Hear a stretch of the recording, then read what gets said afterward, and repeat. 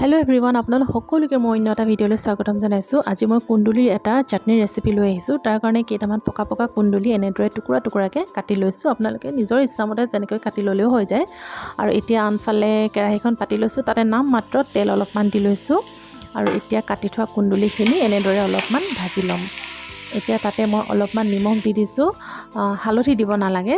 আৰু এনেদৰে অলপমান দেৰি যোৱা নিচিনা হোৱালৈকে মই ভাজি আছো। ভাজি থাকিব লাগিব। এতিয়া মোৰ এইখিনি ভাজা হৈ গ'ল। এতিয়া মিক্সি বাটিটোত কুন্দুলিখিনি নমাই ললো। তাতে কেইফুটামান নহৰু দিছো আৰু কেইটামান জলকীয়াও দি লৈছো আৰু অলপমান পানী দিছো যাতে পিচিবৰ কাৰণে ভাল হয়, সুবিধা হয়। নহলে ভালদৰে পিচ নাখাব পাৰে। আৰু এয়া মোৰ পিছাও হৈ গ'ল। এয়া চাওকচোন কুন্দুলিৰ চাটনি ৰেডি হৈ গ'ল। আপোনালোকে ভাতৰ লগত, ৰুটিৰ লগত, যিকোনো হেৰিৰ লগতে খাব পাৰে। খাবলৈ বহুত টেষ্টি হয়, সোৱাদ লগা হয়। বনাই আপোনালোকে খাব। আৰু মোৰ ভিডিঅ'টো যদি ভাল লাগিলে please like, share and subscribe কৰি দিব। ধন্যবাদ।